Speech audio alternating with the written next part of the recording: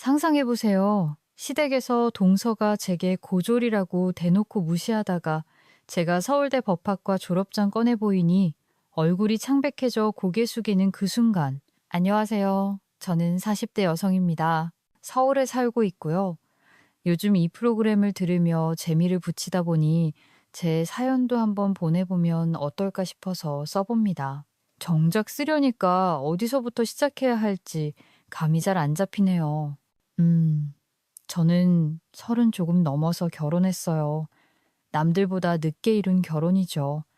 여러 가지 사정으로 인해 우울증이 있었고, 그걸 극복하느라 별다른 일은 하지 못했어요. 아시겠지만, 성인이 되어 걸리는 우울증이라는 게 절대 치료하기 쉽지 않아요. 아무리 병원 다닌다고 해도 신체병처럼 제대로 약 먹는다고 해서 싹 나아지거나 그런 일이 없거든요. 나오는 것 같다가도 다시 도지고, 다시 더 나빠지고, 이런 상황의 반복이라서 저는 무척 힘든 20대를 보냈어요. 남들이 들으면 배가 덜 고파서 우울증 같은 병이 걸린다고 할지도 모르지만, 전 어쨌든 굉장히 힘들었어요. 20대 시절 취직도 못하고 계속해서 우울감과 싸우다 보니 무력감이 무척 심했어요. 세월이 지나도 난 아무것도 못하겠구나. 내가 대체 왜 이러고 있지? 이런 생각들이 계속 들어서 뭘 하려다가도 할 수가 없는 지경이었거든요. 이게 우울증 안 걸려보신 분들은 이해할 수 없겠지만 절대 혼자 힘으로는 극복이 불가능한 거예요.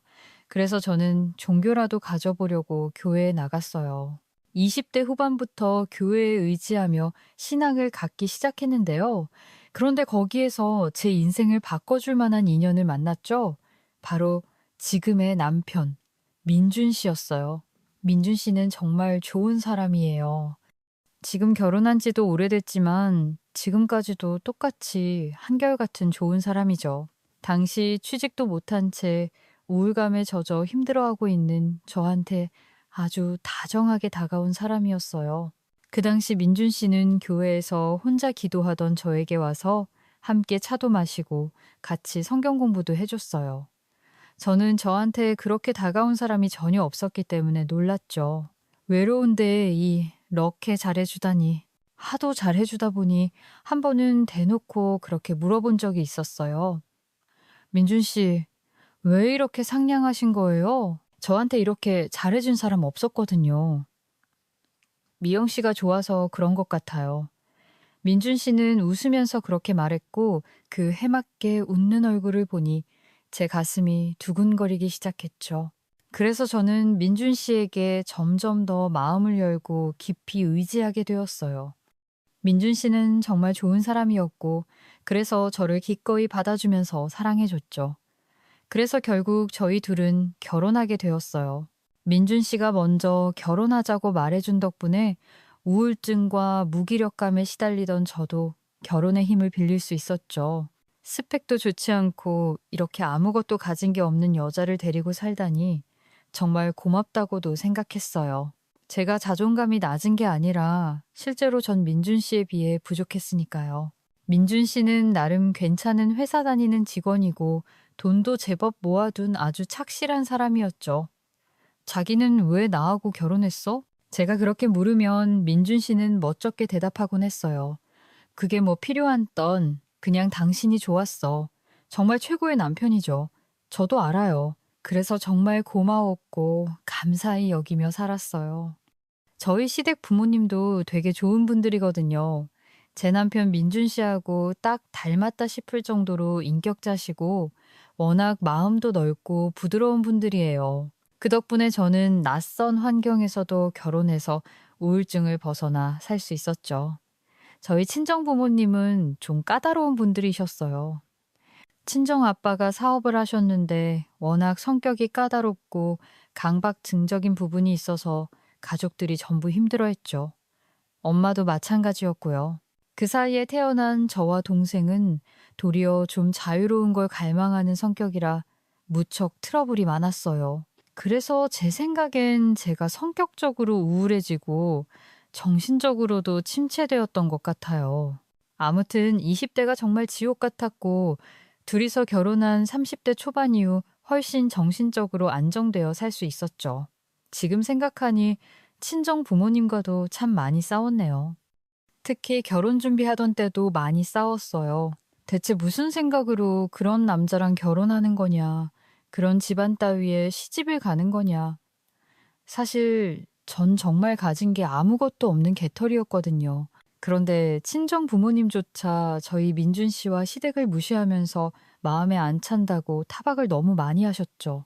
결혼식 때도 이의 없이 오셔서 제가 민망해서 시댁 부모님은 눈치채지 못할 정도였고요.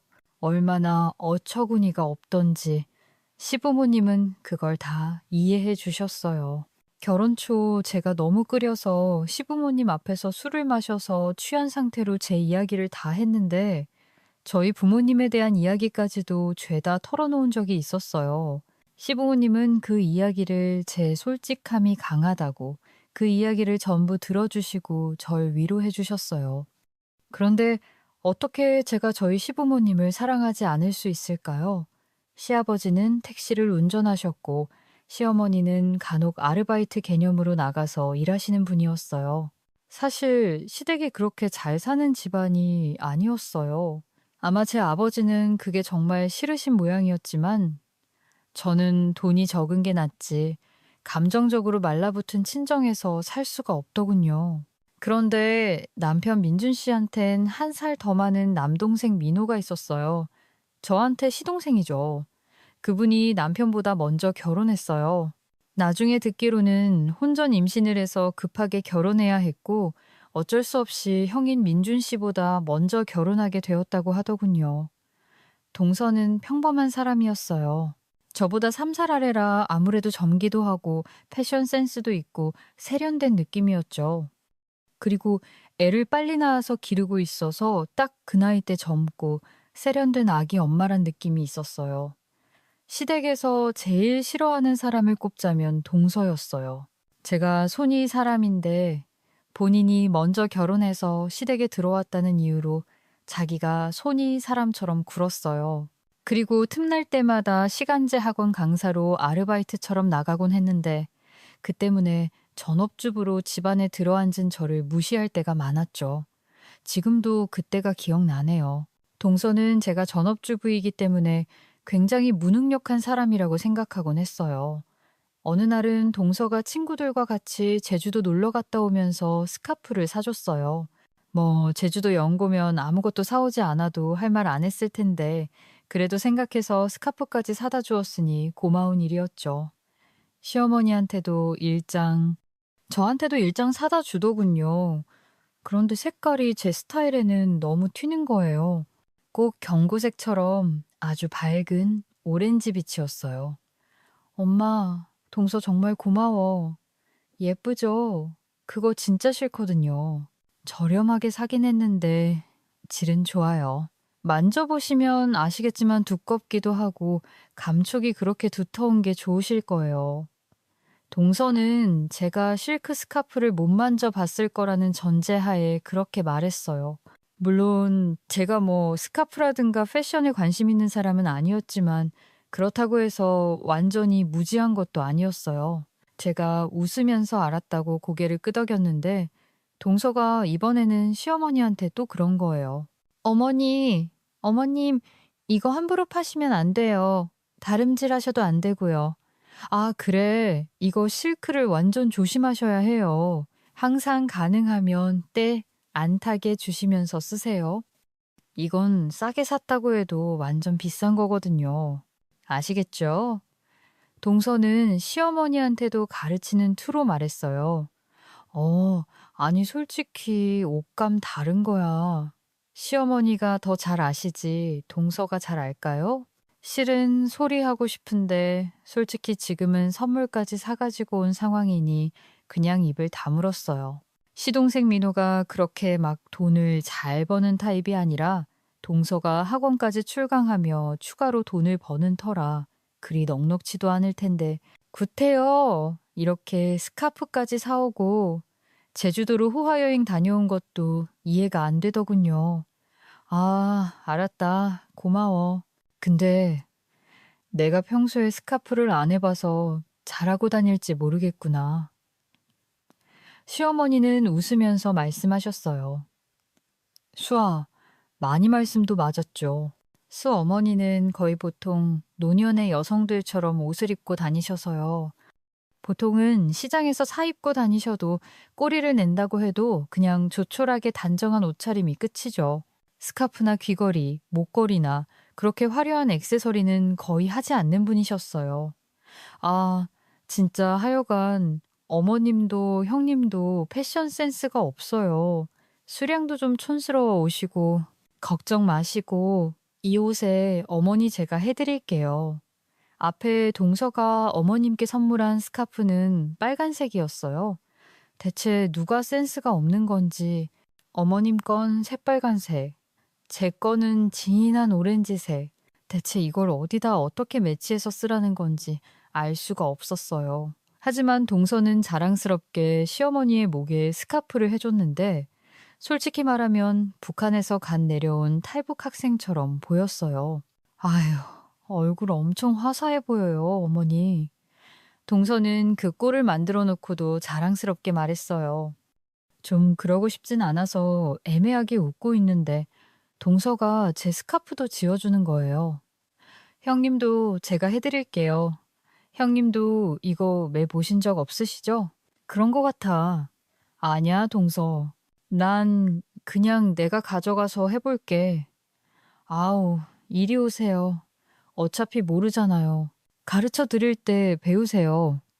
아, 동서가 저한테 억지로 목에 스카프를 매려고 하는데 저 뻘건 스카프를 메고서 억지로 웃고 있는 시어머니를 보자니 이건 정말 아닌 것 같았어요. 그리고 스카프 매는 줄 모르는 바보 취급하는 동서한테도 좀 확 갔고요. 아니야, 동서. 이건 좀 색깔이 제 취향이 아닌 것 같아. 말은 똑바로 해야지. 진짜 그건 아닌 것 같았어요. 고맙긴 한데 내 취향은 아니에요. 이건 동서가 쓰면 안 될까? 마음만 받을게. 아, 뭐, 형님. 이쁜 색이 취향이 아니라고요? 동서는 너무 놀란 듯한 반응이었어요. 그럴 거면 네가 쓰라는 말을 곱게 돌려 했는데도 모르는 것 같았죠. 동서는 한참이나 고개를 갸웃거리더니 꼭 어학원 형님 취향이 좀 그렇긴. 아, 저한게 샹트브 우아냐. 좀 그렇잖아요.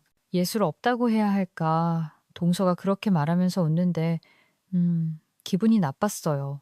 아니, 제 취향이 니 떼서 그리고 제 취향이 어떻든 본인이 뭐라고 참견한단 말인가요? 솔직히 북했어요. 내 취향이 예술 없고 어두워서 어때서 그래요. 그리고 그냥 내 취향이니까 간섭하지 마. 알았어? 양립이색 싫어하시는 거 보니까 알만하다. 다음부터 형님한테 어울리는 걸로 사다 드릴게요. 됐죠? 아, 솔직히 말하면 제대로 쌍욕하고 싶었는데 지금 선물 사다 준 선물을 제가 거절하는 꼴이 되어서 일단 물러나기로 했어요. 동서는 계속해서 제 취향과 촌스러움에 대해 이야기했어요. 그냥 이번에 내가 먼저 선물 거절한 거니까 참자 싶었죠. 시어머니도 빨간 스카프를 목에 두르고 사는 아주 난처한 얼굴로 계속 동서의 말을 듣고 계시더군요. 사실 저희 남편 민준 씨는 아주 좋은 사람이지만 그렇게 돈을 잘 버는 편은 아니었어요. 괜찮은 회사 다니긴 했어도 월급쟁이니만큼 돈이 한정되어 있는 거죠. 그런데 시동생 민호는 사업해서 간혹 돈을 많이 벌긴 했지만 거의 대부분 빚을 떠매고 가는 듯 했어요. 그래서 동서가 급하게 학원 강사 일을 찾아 나가기도 하고요. 평소에는 동서가 자기가 일하는 사람이라고 커리어가 있다고 자랑스러워했지만 가끔 본심이 드러날 때도 있었어요. 아, 저희 남편도 좀 월급 받았으면 좋겠어요. 가끔 외종소 그래도 서방 사업 잘 유지하고 계시잖아. 아주버님처럼 얌전하게 월급 따박따박 받아오는 게 얼마나 좋은 일인지 아세요? 아, 진짜 형님은 모르실 거야요. 동서는 한숨을 푹 쉬곤 했죠. 가끔 시동생의 사업이 잘 돼서 큰돈이 생기면 엄청 자랑하는데 그만큼 자주 생기곤 해서 현재 긴 한 모양이더군요. 그런데 그런 소리 할 때는 난 순간이고 그 다음 날 되면 또 완전히 안면, 몰수하고 자기가 산 명품 자랑을 한다거나 하는 일이 잦아서 솔직히 동정도 안 생겼어요. 사실 전 지금 남편 민준 씨하고 결혼할 때 친정에서 반대를 많이 하셨거든요. 동석을 꾼냐?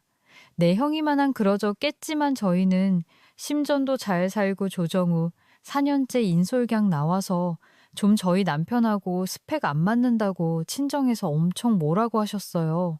뭐 절친정도 그러게 났지만 동서한테 굳이 그런 이야기 하고 싶지 않아서 그냥 입을 다물었어요. 동서는 사업을 못하는 남편과 만나서 사는 게 얼마나 힘든 일인지를 한창 토로하다가 그런 소리를 하더군요. 아, 형님처럼 그냥 고등학교만 졸업하고 돈 좀 벌다가 결혼할 걸 그랬어요. 그래도 아주버님처럼 좋은 성숙한 사람 만나서 살 수 있는데 말이에요.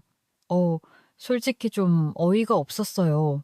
아니, 지금 고졸이라고 대놓고 무시하는 것도 아니고 저런 말이 대체 무슨 뜻인지, 그리고 제가 고졸이라고 확신하는 이유가 뭔지도 모르겠더군요. 저는 남편 민준 씨한테도 학력에 대해 말하지 않았어요. 그렇잖아요. 저는 고등학교 때 공부 열심히 해서 4년제 인서울 들어갔지만 격은모 형님이 나 비슷한 처세 나요. 형님은 그냥 고등학교 잘 나오시고 대학 안 가셔도 좋은 남편 만나 편하게 살고 있고요. 아, 그런가. 어처구니가 없어 말 다 나왔어요. 이런 사람하고 굳이 더 말을 섞기가 싫어서 저는 해명하지 않고 그냥 입을 다물었어요. 동서는 그 후로도 한참이나 더 자기 신세에 대해 불평을 했었죠. 동서는 저를 무시하면서도 은근히 제 처지를 동경했던 것 같아요. 성실하고 모범적인 남편과 살면서 가정적으로 편안하게 제 살림 안 해도 되는 이지요. 사실 저도 제 삶이 정말 복받은 거라는 걸 잘 알았어요. 시동생과 동서 외에는 시댁 사람들이 전부 좋은 분들이었고, 뭐 보자. 제 남편 민준 씨가 좋은 사람인데 다 저를 정말 사랑해 주었으니까요. 덕분에 그 깊던 우울증도 잊을 수 있었고 행복하게 살아갈 수 있었어요. 딱 하나 동서만 아니었다면 거슬리는 게 전혀 없었죠. 하지만 동서는 시동생 사업이 잘 안 될 때마다 저한테 계속 이상한 소리를 했어요. 그렇게마다 전 참고 또 참았지만 동서는 제가 참는다는 사실 모르는 것처럼 골똘히 결혼 생활이 얼마 지난 뒤 저희는 아이를 낳기로 했어요. 사실 딩크로 있는 삶에서 좀 여유 가지고 시작했지만 제가 어느 날 아이가 갖고 싶어져 남편을 설득했거든요. 동서가 아이 키우면서 애정 쏟는 모습을 보자니 저도 저렇게 애정을 쏟고 관심 든 상대가 있으면 참 좋겠다 싶더군요. 동서는 다른 건 몰라도 애한테만큼은 정말 최고의 엄마가 아닐까 싶을 정도로 절절하게 잘해줬어요. 저도 동서처럼 아이 기르면서 사랑을 쏟고 싶었어요. 모성이 발동하기 시작한 거 있겠죠.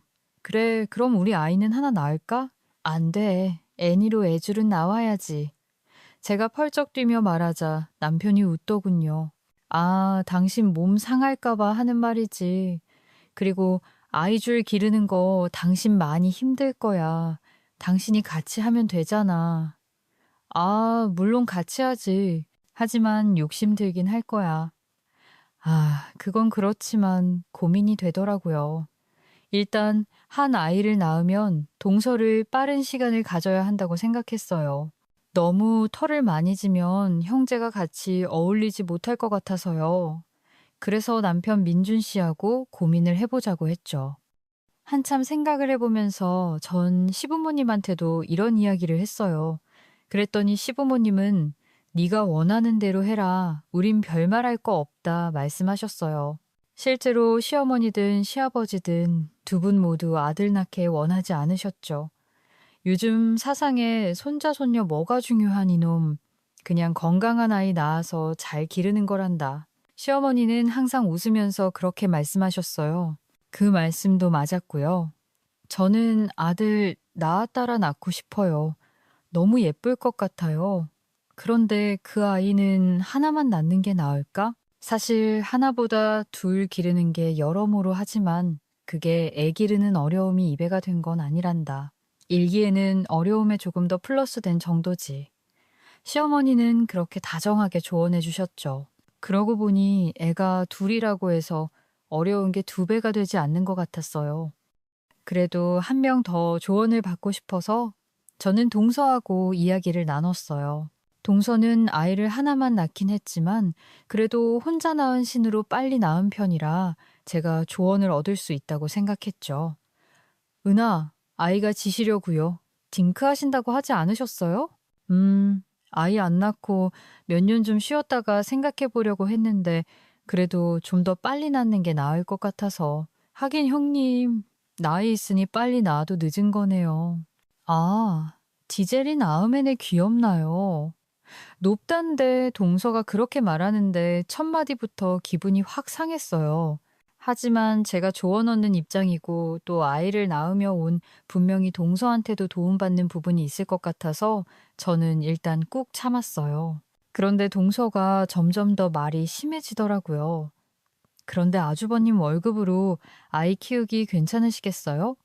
제가 애 키워가서 아는데 하나만 해도 진짜 돈 많이 들더라고요. 역시 비용이 많이 들지. 때 진짜 많이 들고요. 거기다가 형님 연세도 있으셔서 애 돌보기 만만자는 쉽고요. 무릎 관절도 아프고, 팔꿈치가 아프고. 장는 아니에요. 일 만나는 게 나을까, 그럼 좀 그렇게 생각해요. 그래서 저 건강하고 젊어도 일 많았고 많았잖아요. 동서는 말끝마다 자기가 젊고 건강하다는 사실을 어필했어요. 저는 좀 어이가 없었지만 그냥 그러려니 하고 넘어갔어요. 젊다는 건 분명 장점이긴 하고 저도 아이 낳는 데 있어서 노산인 거 낚시를 쓰니까요. 근데 아주버님 그 임신은 확실히 가능하실까요? 그게 무슨 말이야. 연세대 쉴수록 좀 더 임신 가능성이 낮아지거든요. 여자나 남자나 둘 다. 가족 계획의 문제가 아니라 국어부터 체크하셔야 할 것 같은데. 점자랑 난자가 건강한지부터 병원 가셔서 검사하시는 게 좋아요. 이게 득이 직설적인 말인데요. 의학적으로 말씀드리는 거예요. 사실 제 친구들도 수험관 낳는 친구들을 엄청 많거든요. 미리 좀 점검해 보시는 게 좋아요. 너무나 부끄러운 말 드리긴 했지만 그래도 동서 말이 틀린 건 없었어요. 솔직히 이렇게까지 적나라하게 말을 해야 하는 건가? 그래도 친척 간에 이런 식으로 직설적으로 말해도 되는 건가 싶었지만 한번 병원에 가볼 필요는 있다고 생각이 들었어요. 그래도 이런 조언이 분명히 경험자에게서 나올 수 있는 거라고 생각이 들어 고마웠죠. 다음 날이다 어깨 전까지는 말입니다. 그리고 유전자도 잘 생각해 보셔야 해요. 아주머님도 뭐 그렇게 좋은 계약 나오신 거 아니잖아요. 물론 성실하시고 모범적 쉬지 말 그래. 주공부 잘하지는 못하셨던 거 고려하셔야 애기 낳아서 머리 나쁘면 되게 속상해요. 뭐 형님도 고등학교까지만 오셨으면 공부를 그렇게 잘 아시지는 않았을 텐데 머리 좋지 못한 아기는 그냥 하나로 끝내시는 게 좋아요. 저는 우리 애가 머리가 똑똑하다고 생각하는데 학업 계속 시킬 만한 돈이 부족한 것 같아서 하나로 끝낸 거라 좀 아쉽긴 하지만요.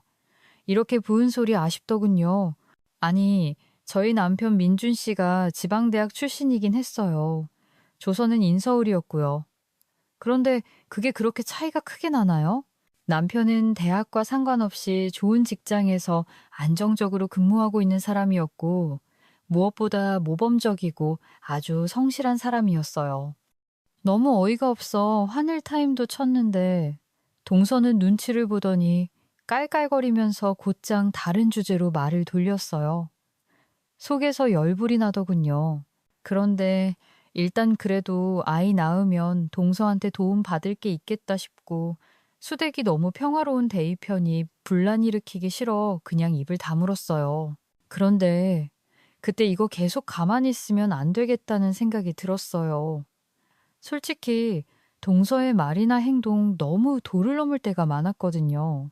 저도 그렇게 얌전한 성격은 아닌데 그저 시댁 부모님과 저희 남편 민준 씨가 너무 좋아서 제가 얌전히 있으니 동서가 아주 한도를 모르고 말을 막 하는 것 같더군요. 저는 집에 와서 남편 민준 씨한테 그러니 함께 들은 전부했어요. 민준 씨 좀 심각한 얼굴이 되더군요. 언니 재수 씨가 자꾸 왜 그러지? 아, 몰라요. 본인이 인서울 대학 나왔다는 게 인생에서 이룩한 전문가 봐. 정말 그런가 보네. 아, 좀 적당히 좀 하지. 당신이 이렇게까지 참아주고 있는데 말이야. 악대마리에 제가 화를 내니까 민준 씨는 절 끌어안으면서 괜찮다고 하고 싶으면 그냥 화내라고 말해주었어요. 동서에 대해서 제가 참기만 하는 게 안타까운 것 같더군요. 그래도 저는 민준 씨의 얼굴을 봐서 그리고 저희 사랑스러운 시부모님 얼굴을 봐서 화를 내고 싶지 않았어요. 그리고 굳이 동서하고 사이가 나빠지고 싶지도 않았고요. 그런데 동서가 그렇게 되지 않더군요. 그러자 나 좀 또 사단이 일어났어요. 전 이래봐도 책에 관심이 좀 많은 편이었어요. 그래서 집에 책을 많이 사서 보관하면서 읽었고 그중엔 원서도 있었죠. 동서가 하루는 저희 집에 와서 둘러봤는데 책장을 보다가 깜짝 놀라서 눈을 크게 뜨더군요. 봄영? 아, 영어 원서도 있네요. 그냥 사놨어. 하류파토, 사. 오, 재밌겠다. 아, 그런데 이거 사람의 누가 읽어요? 아주버님, 이거 읽으실 수 있어요? 정말 순수하게 궁금하다는 듯한 말투라 전 화를 내야 하는 진리. 아니면 그냥 순수하게 대답을 해줘야 하는지도 모르겠더군요. 어우, 뭐야, 그냥 표지도 예쁘고 해서 샀어. 동서의 물음을 굳이 대답해주기도 싫어서 전 이렇게 돌려서 대답했어요. 그랬더니 동서가 해주거리면서 웃고 갑자기 책장을 샅샅이 보더니 해리포터와 영어 원서 동화책 몇 개를 골라서 꺼냈어요. 그건 맺고 늘 형이 이거 저희 주세요. 이 집에선 읽고 사람 없겠지만 저희 애는 영어 잘하거든요. 이거 익힐 수 있을 것 같아요. 뭐 저는 너무 뻔뻔한 동서의 말을 어처구니가 없어서 빨리 동서를 바라봤어요. 하지만 동서의 얼굴 표정은 하나도 어두운 게 없더군요. 빌려달라는 것도 아니고 아예 달라니. 대체 어디서 저런 뻔뻔함이 나오는 건가 궁금할 지경이었죠. 일대 그거 양장본이라서 비싸게 주고 산 거야. 형이 이거 책은 읽는 용이에요. DP용이 아니라고요.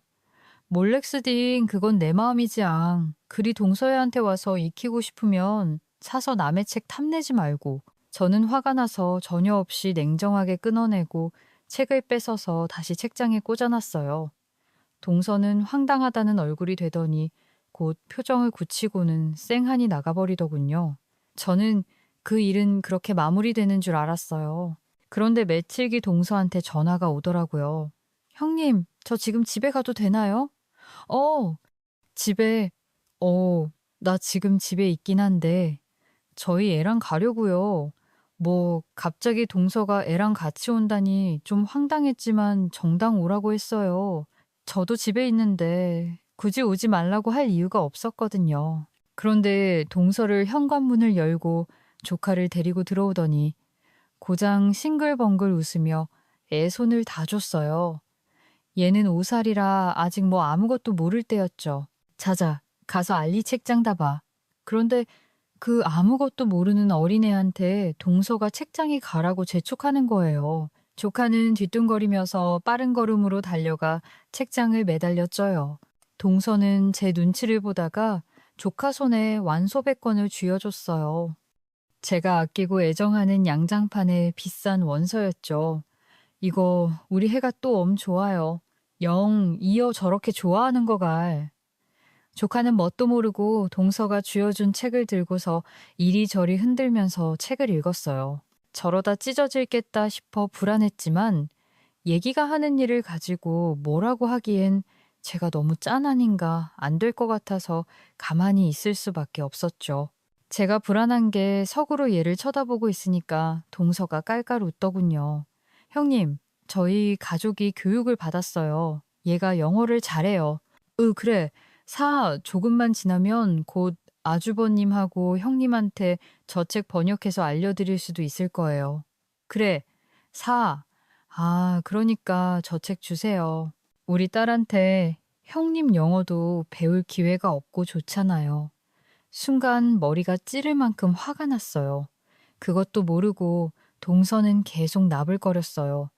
아, 사실 이 집 안에서 누가 영어 원서를 읽겠어요? 애기 가진다 하셔도 구해도 형님이 나 아주버님하고 비슷할 텐데 결국 저거 그냥 폐지될 거예요. 그냥 원서 주시고 나중에 한테 영어 배우세요. 우리 애도 열심히 가르쳐 줄 거니까요. 저 동서 머리가 부더군요. 하지만 동서는 제 기색도 무시한 채 해맑게 웃으면서 자기 애가 제 원서를 마구 다루는 걸 보고만 있었어요. 제가 준다고 말할 때까지 기다릴 먹는 것 같더군요. 동서 인서울 대응 나왔다고 했던가 머리가 너무 아파서 전 한참을 머리 잡고 있다가 말했어요. 전 솔직히 학벌 이야기 되게 싫어하거든요.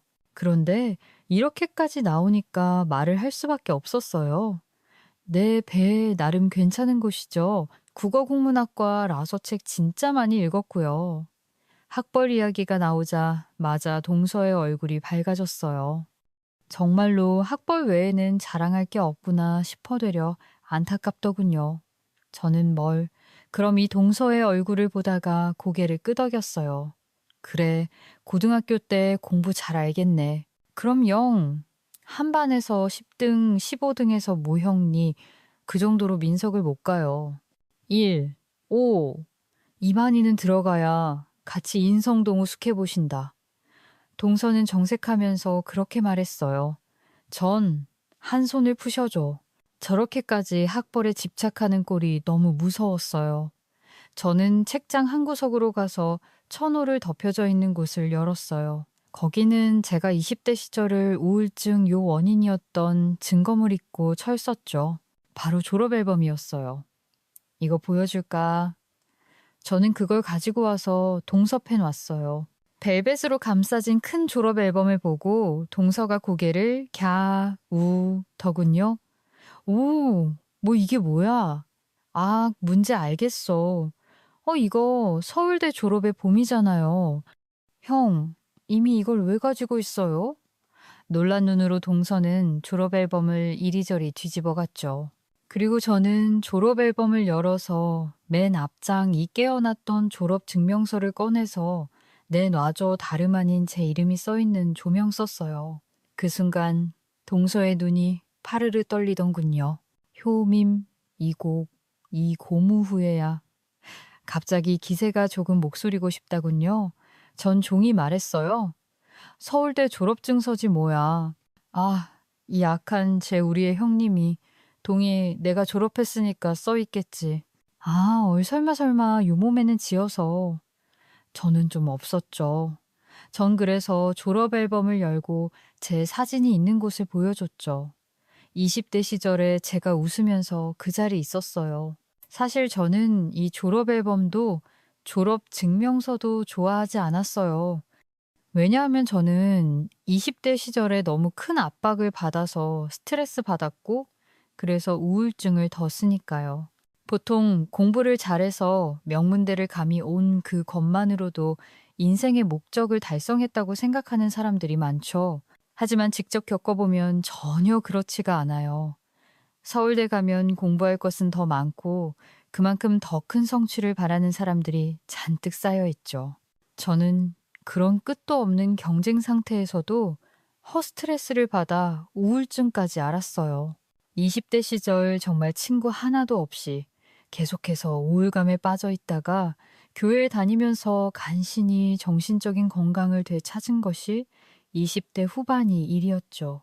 바로 지금의 남편 민준 씨를 만나서 간신 정상으로 돌아온 거예요. 서울대 법학과, 그게 제가 졸업한 곳이었죠. 동서는 정말 생각도 못한 일이었는지 눌려 굴리면서 계속해서 믿을 수 없다는 듯 제 졸업 사진과 졸업 증명서를 번갈아 봤어요. 이제 서울대 법학과라고요? 그 아이가 그럴까요? 왜 말씀 안 하셨어요? 굳이 말할 필요가 있어? 우리는 가족인데 바로 굳이 알 필요가 있을까 싶은 게 제 생각이겠죠. 저는 제 학벌과 학과에서 너무 큰 스트레스를 받았기 때문에 그에 관해선 남편 민준 씨한테도 제대로 말하지 않았어요. 다만 민준 씨는 언젠가부터 제가 학벌에 대해 굳이 이야기하지 않고 그냥 붙이 말아달라고 했던 것을 알고 있어서 고졸은 아닐 거라는 사실 어렴풋이 아는 정도였죠. 딴 우리 그이한테도 말 안 했어. 굳이 할 필요가 없어서. 내가 뭐 학벌 가지고 내세울 것도 아니고 그럴 필요가 없잖아요. 그 크게 동서 인서울대학 되게 자랑스러운 나봐 그치. 제가 동서를 노려보면서 말하자 동서는 너무 당황해서 말을 켜도 봤어요. 당연히 당황스럽겠죠요. 그렇게는 그동안 인서울대학으로 자랑질 쳐놨는데 정자체가 서울대 법학과 출신이란 이 말이에요. 아, 한 번도 학벌로 자랑하겠단 생각해 본 적 없어. 동서. 아, 네. 그런데 그런 생각을 하게 만드네. 등석 사람이. 그러면 못 쓰는 거야. 저는 천천히 동서한테 그렇게 말했어요. 어느새 조용해진 자기 엄마를 아는지 조카는 눈치를 보면서 자기 엄마 안 되어 왔어요. 원서를 주고 있길래 저는 그 원서를 조으니 빼앗아 자리에 놓았죠. 이 원서 당연히 내가 읽는 거야. 잘 모르겠지만 난 책임이고 굉장히 좋아하거든 이야기 힘들지. 안여와 안유용님. 그리고 지금 번역가 준비도 하고 있고. 그런데 죄송해요 형님. 5살짜리 조카한테 영어하는 말 듣고 참 별소리 다 듣는다 그치. 제가 싸워 치듯이 말하자 동서의 고개는 점점 더 아래로 내려가서 사실 누가 봐도 말을 안 되는 상황이긴 했죠. 제가 가만히 앉아 노려보고 있자 동서는 점점 더 어쩔 도리를 모르겠다는 듯이 쩔쩔맬했어요. 내가 어찌가나면 이런 소리 안 하려고 벌써 하지만 정말 참기 많이 힘드네. 누군가한테는 그 학벌이 참 형 말처럼 버거운 걸 수도 있어. 동서난 서울대 학벌이 싫어서 우울증까지 왔으니까. 동서는 이해하지 못하려나 그럴 수도 있겠는데 인서울 대학 정도는 학벌이수로서 우울증 얼른 없겠지. 솔직히 학발로 이런 식으로 말하는 것 너무 유치하다는 생각은 들었어요. 저도 평상시에 이런 대화를 너무너무 싫어했고요. 죄송해요. 결국 동서는 망설임 인사도 우물쭈물 사과를 꺼내놓았어요. 뭐가 미안한데 크게 잘못된 거 알고는 있었던 거지. 동서는 얼굴이 창백해져서 고개만 숙이고 있었죠. 동서처럼 멀쩡한 사람이 학벌로 사람 무시하는 게 잘못되었다는 사실을 모를 리가 없었겠죠. 동서는 계속해서 미안하다고 고개를 숙였어요. 조카도 뭔가 분위기가 이상하다. 여기 있는지 제 엄마한테 가서 치맛자락을 붙을 더군요. 사실 그 어린애가 무슨 자가 있어요. 그저 그 애를 데리고서 사람이 약 올리려고 했던 어름이 자보신 거죠. 그래서 저는 조카를 달래서 제 옆에 앉았어요. 아이는 그래도 영어 원서 동업책을 펼쳐주었더니 조금씩이나마 흥미를 가짐 있더군요. 나중에 애 조금 더 크고 나면 영화과의 정도는 해줄게. 동선의 해대 동서는 국문학 전공이니까 영어는 내가 날 거야. 이래봬도 지금 번역가 준비하고 있는 중이니까. 아, 사이 정말 잘못 걸렸다는 표정이 동서의 눈에 지나갔어요. 서울대 법학과를 나왔다는 건 솔직히 말하면 다른 어떤 방면 우등 공부를 지지 않을 자신이 있다는 뜻이기도 했어요. 번역과도 정말 힘든 일이지만 저는 그래도 열심히 준비한 지 꽤 오래된 편이라 자신 있었죠. 남편 민준 씨한테 말하지 않고 낮에 원서로 공부하면서 준비했으니까요.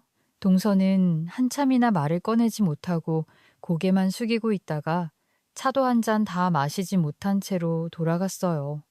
얼른 일어나서 도망가듯이 나가는데 저도 굳이 붙잡지는 않았고요. 그날 저녁에 민준 씨가 퇴근해서 왔는데 전 민준 씨에게 저녁을 주고 선먹는 모습을 지켜봤어요. 민준 씨는 의아한 듯이 고개를 갸우거렸죠. 그게 할 말이 있어서 활말 보신 분도 당신이 이름식으로 할 말이 있다고 하는 것 처음인데 하면서 민준 씨 있더군요. 그래서 저는 여태까지 민준 씨한테도 말하지 않았던 제 학벌에 대한 이야기를 털어놨어요. 민준 씨는 진지하게 제 이야기를 들어주다가 고개를 끄덕이더군요. 오, 당신이 정말 똑똑한 사람이라는 건 이미 알고 있었지만, 아, 혹시나 서울대 출신료고? 너, 아, 그래, 치가 닿았어. 투가 봐도 민준 씨는 확고하게 말하면서 없더군요. 저는 20대 시절 깊은 우울증을 앓았던 때에도 저한테 확신 가지고 다가와준 민준 씨를 기억하면서 지금의 민준 씨가 보여지는 반응도 정말 기뻤어요. 제 학벌이 아닌 제 자신을 보고 판단해주는 사람, 그런 사람이 제 단편인 거니까요. 그리고 그 이후로 동서는 아주 얌전해져서 다시는 학벌 이야기를 꺼내지도 않았어요. 그리고 저는 민준 씨의 전폭적인 지원 아래 번역가의 길로 들어서서 나름대로 괜찮은 경력을 쌓아가고 있답니다. 제 이야기는 여기까지입니다. 끝까지 들어주셔서 감사합니다.